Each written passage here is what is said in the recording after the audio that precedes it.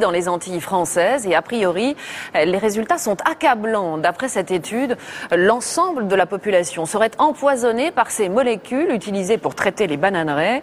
Les conséquences sont très graves. Le taux de cancer de la prostate se situe au 2e rang mondial, sans compter les malformations congénitales et les troubles de la reproduction. Laurence Decherf, Pascal Caron, Diane Richard. Le cyclone n'est pas la seule catastrophe des Antilles. Les pesticides font aussi des ravages. Pour les Antillais, le constat est alarmant. Les insecticides utilisés pour les plantations de bananes en Martinique et en Guadeloupe seraient à l'origine d'un désastre sanitaire. Terre polluée et risque de cancer, selon le professeur Bellepomme. C'est un désastre majeur parce que, si vous voulez, il faut savoir que d'une part, le nombre de cancers, notamment de la prostate, est tel que, bien sûr, on va guérir un très grand nombre de ces malades, mais on ne les guérira pas tous.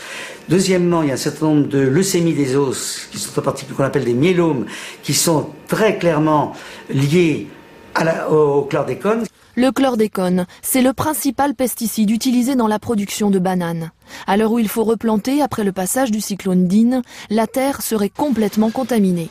Pour lutter contre le charançon, un insecte nuisible, les producteurs ont aspergé pendant des années les plantations avec ce produit. Il fallait donc lutter contre cet insecte et à l'époque, si vous voulez, le chlordécone était le produit le plus adéquat et les planteurs l'ont utilisé en toute bonne foi et sans avoir le sentiment qu'ils outrepassaient le respect de leur terre. Pourtant, cet insecticide était classé comme cancérigène depuis 30 ans. Les États-Unis l'ont interdit en 1976, la France seulement en 1990 et il faudra attendre 3 ans de plus pour les dom-toms. Aujourd'hui, il sera difficile de s'en débarrasser. C'est des molécules qui sont très persistantes, bioaccumulables, qui restent longtemps dans le sol, des centaines d'années, qui s'accumulent dans la chaîne alimentaire. On les retrouve dans les eaux côtières. Il y a certaines communes qui ont interdit en fait la pêche dans certaines eaux à cause de la contamination par ce type de pesticides. Et après, on les retrouve dans les aliments sous forme de résidus de manière importante. Et évidemment, après, ça remonte jusqu'à l'homme qui lui-même est contaminé, les femmes enceintes et les fœtus. La consommation de bananes ne serait pas directement concernée grâce à la peau qu'on retire.